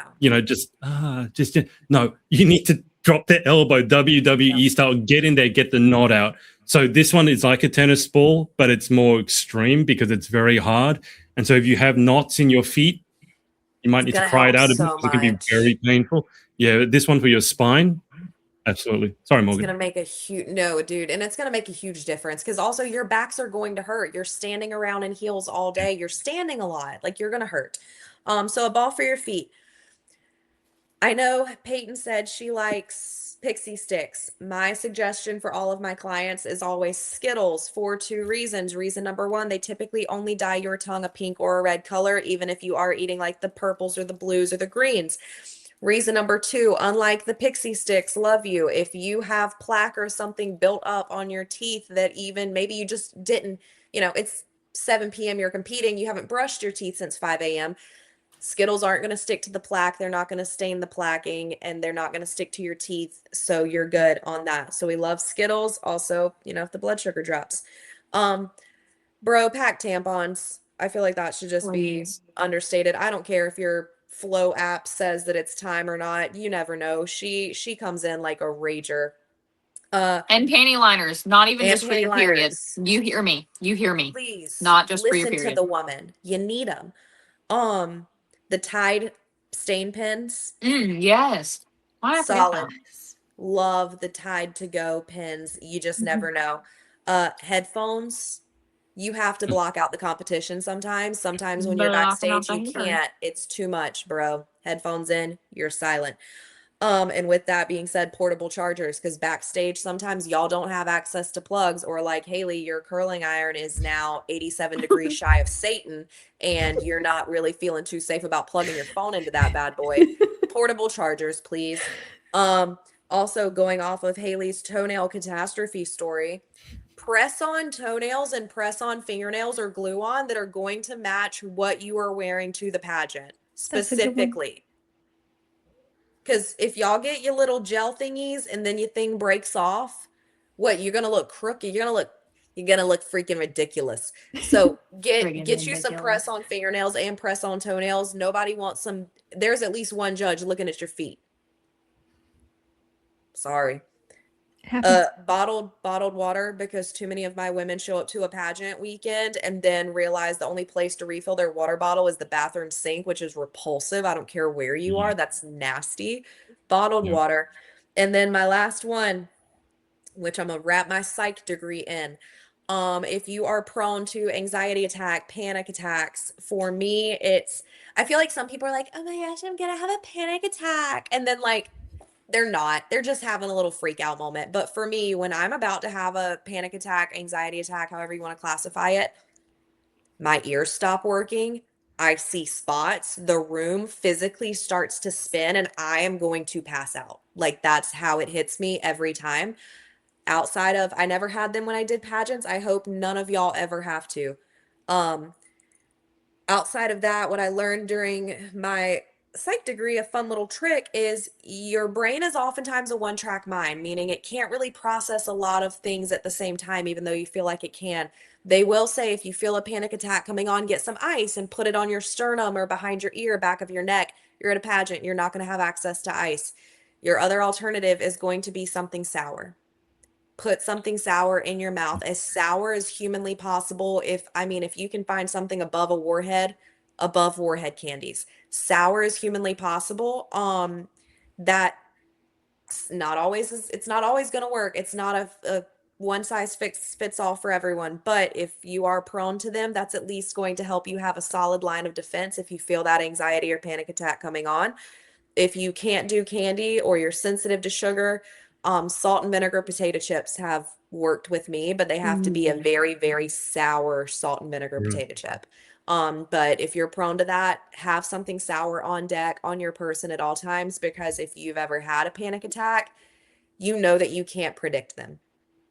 They come out of left field. So always have it on you at all times. And Peyton will be taking them with her, whether she's prone to them or not. So if you are at Miss Volunteer America and you feel it coming on, find Georgia. She's going to have them on her person. And that's it. That's my Morgan rundown. Yeah. Oh, that's amazing. All right, we need to get sponsored by Warheads. Forget Waffle House. All right, we got hands up. Peyton, you had yours up first. So Peyton, you want to go? Okay, this is from personal experience, and I'm not going to share any more than I absolutely have to. Everybody that knows what happened in this situation knows and will hear my voice and know this. Have a clock, have a watch, have a clock, something, okay? I had an experience in a pageant setting. There was no clock, and there was a medical emergency where I needed a clock. I'm intrigued. I pray it never happens. I didn't have the medical emergency. It was somebody else, right? Haley, you can probably hear what I'm saying. Yeah. We needed to take the time. Okay, that's all I'll say. And it was, if you have a medical issue, if you're a diabetic, please have all your devices with you. And please tell somebody, okay? I take note. That's just my biology degree. That's just my healthcare experience. I work in healthcare every single day. If I see a glucose monitor on somebody, I am paying closer attention to them throughout the day. I am making sure they're good. I am making sure they're upright and that they have color in their face. But please tell somebody, if you truly, I hope you tell the hostesses, but please tell your fellow sisters. There are times where the hostesses are not there and your only lifeline is the girls around you. Somebody have a watch and let it be you. Have a watch with you just in case, God forbid, but even just so you're not late, so that if someone says 5 till show, you say thank you 5 and you actually know what 5 is, right? Because we say thank you 5 and we just hope that somebody else comes and gets us. There's a lot of reasons to have a watch. That is something that will never leave my side ever again. Can I, just before I go around to Haley, thank you for saying that, Peyton. That's very valuable. I interviewed Miss Utah USA, El Hinojosa, and she had some surgery done. Basically, if I'm remembering correctly, a part of her bone structure on the front of her face was removed, and you wouldn't know it to look at her. But if she's in an accident and she has to be intubated, she can't be intubated the normal way because the bone's missing, will go right into her brain. And so she has a medical thing around her wrist that says exactly what the condition is, and doctors will know. But you cannot rely on people around you to know. Don't be one of those people who say, oh, you should know. No, everyone has their own thing going on. So I have experience with hypoglycemic shock, CPR, things like that. Can I just say, if something, God forbid, happens to someone next to you, if it's you, it's you. What are you going to do, right? Hope that someone next to you is kind. But if someone next to you goes down, even if you don't have any training, please don't make it about you. And I mean this, don't start yelling and screaming, oh my God, your number one thing, not to find the perfect thing to say, talk to the person if they're still conscious and just ask, what do you need me to do? Then go do it. Okay. Oh my God, I get panic attacks. No, not helpful, right? Just ask them what they need because they will need it. They will tell you, and they're probably extremely self-conscious about it. The last thing they need is you creating a song and dance about it. I will say, for example, if you ever seen someone have an epileptic fit, very often they urinate uncontrollably and then they wet themselves. The last thing they need is you carrying on a song and dance. It's not about you. Yeah. Okay, please just be a good human being. I know the three women here all would do that. Just don't make it. When my sister passed, I don't know if I told you guys this, I had to phone her work to tell her that she passed. It's not the easiest phone conversation I've had in the world. She passed from diabetes very unexpectedly, didn't get to say goodbye. I phoned her work, told them, and then the person I was talking to dropped the phone on the floor, ran away screaming at the top of her lungs.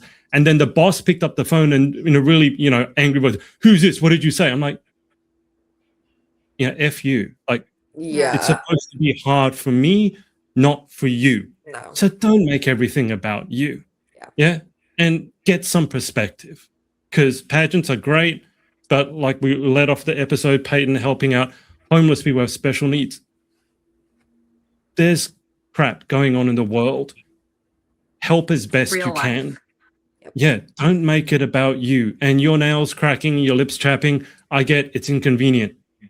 It's so far removed from real life, the real life concerns that a lot of people are experiencing at the moment. So just please never forget that. And when I see pageants and I see critics and pageant experts saying things, and if I ever met them, I'd punch them in the face, because like, you do realize there's someone on the other end of this who's an actual person who has hopes and dreams, might come from a single mother family. She saved for 3 months to buy the dress that you're slagging off as being, oh, I wouldn't be caught dead in this dress. Don't be that person. We don't need that person, not just in pageantry, but in life in general. Sorry, Haley. I needed to go No, you're on a rant. good. I love it. That was very important. On a different note, after you win, the girls come and hug you and they swarm you. And a lot of them will put their chin on your right shoulder, which is where your sash now is. And that sash is white. And then after all of your sister queens get done hugging you, your family's going to hug you, the director's going to hug you, the judges are going to hug you, and you're going to take lots of pictures. And, all these people are also wearing lipstick. And then about 50 people that you don't know are going to come and hug you and say hi, and they're going to kiss you on the cheek. And that's going to be a little weird for you. And you're just going to keep going and smiling and waving and taking pictures, okay? And by the end of this process, your sash, this particular area of it, is covered in orange and pink and everything else. Those little Clorox or Tide bleach wipes will take it right out. So as soon as you get back to your hotel room, it's a weird thing to stop and have to do, but like lay that sash out, clean it off, and then take your picture where you're like sleeping with your sash. I know you don't like those, Adrian, because you think they're weird, but there's a way to do them where they're cute and not creepy. I didn't say they're weird. I said they're cliche. It's a tradition. We're going to do this right now, okay? Okay.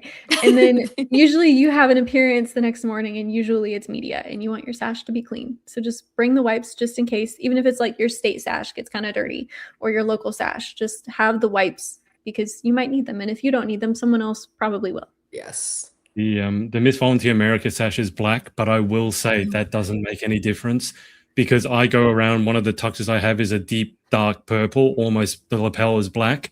And I didn't know about what Haley was talking about until one day I get home from a pageant. I'd been interstate, and I come home, and on my right lapel, I kid you not, all on the right. I don't know why. I don't even know what it was. Foundation and lipstick. And I'm like, what's all this? When did I roll around in clay dirt? Because that's what it looked like. And Peyton getting her clay wheel. But like, it looked like that red kind of clay. I'm like, I didn't remember lying around on clay in my tux. And it's like, oh, it's all those girls hugging me and all their makeup has come off. I know this is first world problems. All right. You probably had like $15 of foundation on you. Yeah, I could start I could make a buck or two with that. But it doesn't matter what color you're wearing, what color the sash is, it's gonna get stained. So yeah, important safety facts there. Go HP. That's a really good one. And it holds up in ish won't move. On the other hand, got to be glued hairspray. Same thing. Hold your breath. Period. Dawn dish soap. The first night on Miss Earth, I carried a food container while wearing like the competition sash, which is kind of a canvas material and it's green. Oil from this container got all over the sash and stained it. I stuck it in the sink, washed it with Dawn dish soap, like brand new. It was fine. So anybody going to Miss Earth, bring the Dawn dish soap. And in general, you just want to have that. There will be something, and you will need it. I will say this is a superstition. It's by no means fact. Whatever you do, don't wear white. Whenever you wear white, someone will find you and put lipstick on you, throw curry at you. That's what happened to me one time. I dropped curry on myself. White is just asking for a disaster. But winners wear white. Adrian, I was about to say winners wear white. Okay, I fair hate enough. Can't say that to daggone pageant trend. girls. Nope. Okay. I showed don't know up. about. My rival outfit for Miss Earth was white, and that's what I was wearing when I was climbing around that plane trying to do my makeup. You got to commit to the bit and take your little stain wipes and figure it out. Yep. Fair enough. I wouldn't be eating though. I cannot eat. Yeah. I'm a very neat eater, but for some reason, when I wear white, because I have an all white suit, I just become all thumbs and I drop stuff all over myself. As I said, it's a superstition, far from fact. All right, we have been on for a good long minute, and you guys have given a lot of very useful advice that hopefully is going to help a lot of people. So just let's go around the room quickly and wrap up, and I won't eat into any more of your time. Haley, what have you got coming up in the next week? I have another week of school, and I have a radio interview on Friday. First one in a long time as not Nice. Miss Earth USA. I think this is my first interview I've ever done not having a title that's for media. So that'll be really fun. And then school. And then I'll see you guys hopefully next week on Wednesday. Awesome. Yeah. Amazing. I hope the Milanos help with that. Eating Peyton, those. what do you got coming up? I am continuing to prep, continuing to get things together. Have special things in the work that I will tell you guys as soon as we're off of this, and I will tell you next week what it was. Working out 5 days a week. Bring it on. What else? Raising money for St. Jude. If you want to donate money, call me. I will take it. Yeah, all the fun things, volunteering, getting work done. What I will say, guys, if you have any links that you want to fundraisers or whatnot, I'm putting your social media handles underneath the descriptions of these things. But if you have, like, I put Morgan's website there as well. So if you've got anything like that, let me know. Morgan, what have you got coming up apart from your huge trip? I mean, that you sound like you're going to have the most exciting time of all of us. Big, Yeah. nerdy trip, and you're not allowed to take your Moving. phone in. You have to. They have a pouch where you have to actually lock it. They'll lock it for you, so you can't even take pictures inside. I might get turned into a vampire. Who knows? If I come back, you'll know if I'm a vampire or not. There will be signs. But yeah, just the huge trip, and getting these babies ready for state and nationals, because dates are coming out finally for a lot of state pageants, and Natty's is right around the corner for Peyton and the rest of her sister queens. So we're grinding, dude. Morgan, is there any such thing as a vampire with a southern accent? Yes. Have you ever seen True I've never Blood? seen one. Duh. No, I didn't. True Blood. Obviously. It's the adult rated R version. Like, if Twilight is a rated PG, then the Vampire Diaries is probably like PG-13. The originals is like PG-13 / like R, and then True Blood is like the HBO Max After Midnight special that you. But it's really don't let good, your and it's kids got a stay good awake plot, for. and they're all very southern. Okay. The way. Yeah. So gay. And add that to the watch list. I was going to say, when Haley was going through her medicine cabinet, I was going to say I was thinking Breaking Bad, which is definitely not a PG-13. It's like you go overseas and you get this whole thing. It's like, could do some chemistry over there. But anyway, I'll stop the recording there because we've been on for a while.